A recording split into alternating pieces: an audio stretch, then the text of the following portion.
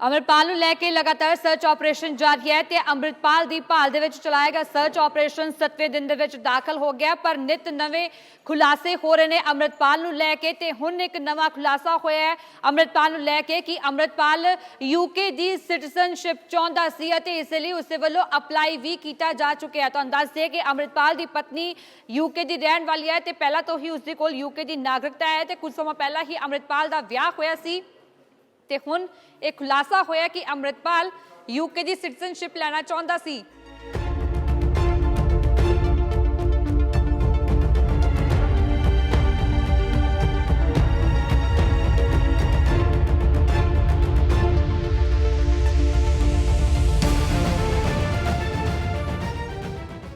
Amritpal UK की citizenship लेना चाहता सी। इस वेले वड्डा खुलासा होया अमृतपाल नूं यह लैके नवा खुलासा होया कि अमृतपाल यूके की नागरिकता चाहता सी ते इस नूं लैके उसदे वल्लों फरवरी दे विच अपलाई भी कर दिता गया सी। इस वधेरे गलबात लई मेरे सहयोगी वनीत मेरे नाल जुड़ गए ने। वनीत, एक नवा खुलासा कि हुण यूके की सिटीजनशिप चाहता सी अमृतपाल।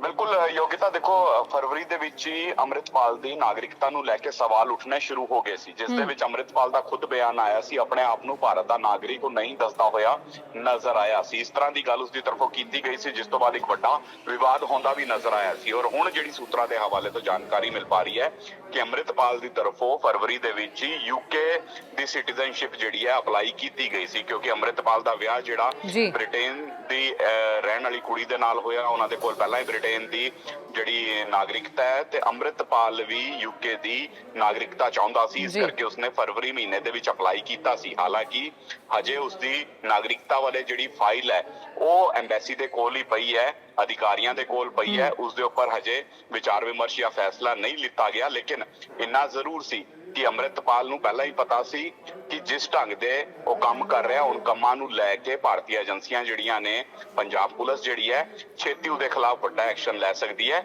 ਔਰ ਉਸੇ ਐਕਸ਼ਨ ਨੂੰ ਵੇਖਦੇ ਹੋਏ ਅਮਰਿਤਪਾਲ ਜਿਹੜਾ ਹੈ ਪਹਿਲਾਂ ਹੀ ਬਾਹਰ ਦੀ ਤਿਆਰੀ ਕਰਕੇ ਬੈਠਾ ਸੀ ਕਿ ਇੱਥੇ ਅਗਰ ਐਕਸ਼ਨ ਹੁੰਦਾ ਹੈ ਤੇ ਬਾਹਰ ਦੀ ਨਾਗਰਿਕਤਾ ਦੇ ਆਧਾਰ ਤੇ ਉਹ ਦੇਸ਼ ਛੱਡ ਕੇ ਯੂਕੇ ਸ਼ਿਫਟ ਹੋ ਜੇ, ਉੱਥੇ ਰਹਿਣਾ ਸ਼ੁਰੂ ਕਰ ਦੇ। ਕਿਉਂਕਿ ਕਈ ਅਗਰ ਖਾਲਿਸਤਾਨੀਆਂ ਦੀ ਗੱਲ ਕਰੀਏ, ਪਹਿਲਾਂ ਵੀ ਵਿਦੇਸ਼ਾਂ ਦੇ ਵਿੱਚ ਰਹਿੰਦੇ ਨੇ, ਵਿਦੇਸ਼ਾਂ ਦੇ ਵਿੱਚ ਰਹਿ ਕੇ ਉਹ ਆਪਣਾ ਖਾਲਿਸਤਾਨੀ ਨੈਟਵਰਕ ਜਿਹੜਾ ਪੰਜਾਬ ਦੇ ਵਿੱਚ ਚਲਾਉਣ ਦੀ ਕੋਸ਼ਿਸ਼ ਕਰਦੇ ਨੇ ਤੇ ਮਨਸ਼ਾ ਅਮਰਿਤਪਾਲ ਦੀ ਵੀ ਕੁਝ ਇਸੇ ਤਰ੍ਹਾਂ ਦੀ ਹੋਏਗੀ। ਲੇਕਿਨ ਇਸ ਤੋਂ ਪਹਿਲਾਂ ਹੀ ਅਮਰਿਤਪਾਲ ਜਿਹੜਾ ਉਹ ਪੁਲਿਸ ਦੀ ਰਡਾਰ ਦੇ ਵਿੱਚ ਆ ਗਿਆ, ਹੁਣ ਭੱਜਿਆ ਹੋਇਆ ਨਜ਼ਰ ਆ ਰਿਹਾ। ਵੇਖਣ ਵਾਲੀ ਗੱਲ ਰਹੇਗੀ ਕਿ ਆਉਣ ਵਾਲੇ ਦਿਨਾਂ ਦੇ ਵਿੱਚ ਕੀ ਕੁਝ ਇਸ ਦੇ ਖੁਲਾਸੇ ਹੁੰਦੇ ਨੇ।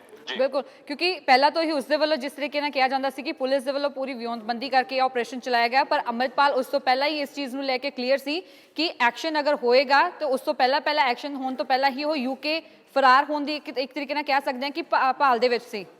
ਬਿਲਕੁਲ, ਦੇਖੋ ਸਪਸ਼ਟ ਲਫ਼ਜ਼ਾਂ ਦੇ ਵਿੱਚ ਜਿਹੜੇ ਹੁਣ ਡਾਕੂਮੈਂਟ ਸਾਹਮਣੇ ਆ ਰਹੇ ਨੇ, ਜਿਹੜੀਆਂ ਜਾਣਕਾਰੀਆਂ ਸਾਹਮਣੇ ਆ ਰਹੀਆਂ ਨੇ, ਉਸ ਦੇ ਵਿੱਚ ਆਹੀ ਸਪਸ਼ਟ ਹੋ ਰਿਹਾ ਕਿ ਅਮਰਿਤਪਾਲ ਦੀ ਵੀ ਪ੍ਰੋਪਰ ਪਲਾਨਿੰਗ ਸੀ। ਉਸਨੂੰ ਪਤਾ ਸੀ ਕਿ ਏਜੰਸੀਆਂ ਜਿਹੜੀਆਂ ਨੇ, ਪੁਲਿਸ ਜਿਹੜੀ ਹੈ, ਉਸ ਦੇ ਖਿਲਾਫ ਕਾਰਵਾਈ ਕਰੇਗੀ, ਕਿਉਂਕਿ ਜਿਸ ਢੰਗ ਦੀ ਗਤੀਵਿਧੀਆਂ ਨੂੰ ਅੰਜਾਮ ਦੇ ਰਿਹਾ ਸੀ, ਜਿਸ ਢੰਗ ਦੀ ਫੋਰਸ ਬਣਾ ਰਿਹਾ ਸੀ, ਜਿਸ ਢੰਗ ਦੇ ਹੁਣ ਖੁਲਾਸੇ ਹੁੰਦੇ ਨਜ਼ਰ ਆਏ ਨੇ, ਸ਼ੂਟਿੰਗ ਰੇਂਜ ਤੱਕ ਦੇ ਖੁਲਾਸੇ ਹੋ ਕੇ ਸਾਹਮਣੇ ਆ ਗਏ ਤੇ ਅਮਰਿਤਪਾਲ ਨੂੰ ਪਤਾ ਸੀ ਵੀ ਕਿਸੇ ਨਾ ਕਿਸੇ ਦਿਨ ਕਾਨੂੰਨ ਦੇ ਹੱਥੇ ਜ਼ਰੂਰ ਚੜੇਗਾ। ਇਸੇ ਕਰਕੇ ਪੱਕੇ ਪੈਰ ਹੋਣ ਦੀ ਤਿਆਰੀ ਕਰਦਾ ਨਜ਼ਰ ਆ ਰਿਹਾ ਸੀ ਕਿ ਅਗਰ ਇੱਥੇ ਕਾਰਵਾਈ ਹੁੰਦੀ ਹੈ ਤੇ ਦੂਜੇ ਮੁਲਕ ਭੱਜ ਕੇ ਆਪਣੀ ਜਾਨ ਛੁਡਾਉਂਦਾ ਹੋਇਆ ਨਜ਼ਰ ਆਏ। ਲੇਕਿਨ ਉਸ ਤੋਂ ਪਹਿਲਾਂ ਹੀ ਕਾਰਵਾਈ ਹੋ ਗਈ ਹੈ, ਦੂਜੇ ਮੁਲਕ ਭੱਜਣ ਦਾ ਮੌਕਾ ਨਹੀਂ ਮਿਲਿਆ। ਹਾਲਾਂਕਿ ਹਜੇ ਪੁਲਿਸ ਦੀ ਗ੍ਰਿਫਤ ਦੇ ਵਿੱਚ ਨਹੀਂ ਆਇਆ, ਲੇਕਿਨ ਛੇਤੀ ਫੜਿਆ ਜਾਊਗਾ। ਉਸ ਸਮਾਂ ਵੇਖਣ ਵਾਲੀ ਗੱਲ ਰਹੇਗੀ ਕਿ ਕੁਛ ਇਹ ਖੁਲਾਸੇ ਕਰਦਾ ਹੈ, ਕਿਉਂਕਿ ISI ਦੇ ਨਾਲ ਤਾਲੁਕ ਹੈ, ਹੋਰ ਕਈ ਜਥੇਬੰਦੀਆਂ ਜਿਹੜੀਆਂ ਨੇ ਉਸ ਦੇ ਨਾਲ ਇਸ ਦੇ ਤਾਲੁਕ ਨਿਕਲ ਕੇ ਸਾਹਮਣੇ ਆਏ ਨੇ। ਯਾਨੀ ਸਪਸ਼ਟ ਲਫ਼ਜ਼ਾਂ ਦੇ ਵਿੱਚ ਮਾਹੌਲ ਖਰਾਬ ਕਰਨ ਦੀ ਇਸ ਦੀ ਪੂਰੀ ਕੋਸ਼ਿਸ਼ ਸੀ।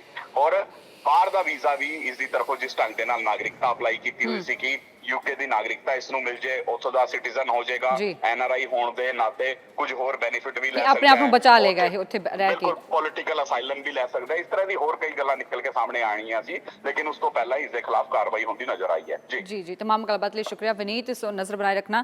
सो यूके ਦੀ ਸਿਟੀਜ਼ਨ ਚਾਹੁੰਦਾ ਸੀ ਅਮਰਿਤਪਾਲ ਨੂੰ ਲੈ ਕੇ ਇਹ ਨਵਾਂ ਖੁਲਾਸਾ ਹੋਇਆ, ਕਿਉਂਕਿ ਉਸ ਦੀ ਪਤਨੀ ਪਹਿਲਾਂ ਤੋਂ ਹੀ ਯੂਕੇ ਦੀ ਨਾਗਰਿਕ ਹੈ। ਕੋਈ ਕਾਫੀ ਲੰਬਾ ਸਮੇਂ ਤੋਂ ਉਹ ਪਹਿਲਾਂ ਤੋਂ ਹੀ ਯੂਕੇ ਦੇ ਵਿੱਚ ਰਹਿ ਰਹੀ ਸੀ ਤੇ ਕੁਝ ਸਮਾਂ ਪਹਿਲਾਂ ਹੀ ਅਮਰਿਤਪਾਲ ਦਾ ਅਤੇ ਕਿਰਨਦੀਪ ਕੌਰ ਦਾ ਵਿਆਹ ਹੋਇਆ ਸੀ। ਬੜੇ ਹੀ ਗੁਪਚੁਪ ਤਰੀਕੇ ਦੇ ਨਾਲ ਵਿਆਹ ਹੋਇਆ, ਪਰ ਹੁਣ ਜਦੋਂ ਤੋਂ ਇਹ ਵਿਵਾਦ ਸ਼ੁਰੂ ਹੋਇਆ, ਅੰਮ੍ਰਿਤਪਾਲ ਨੂੰ ਲੈ ਕੇ ਸਰਚ ਆਪਰੇਸ਼ਨ ਜਾਰੀ ਹੈ। ਉਸ ਦੇ ਨਜ਼ਦੀਕੀਆਂ ਤੇ ਵੀ ਸ਼ਿਕੰਜਾ ਕੱਸਿਆ ਜਾ ਰਿਹਾ।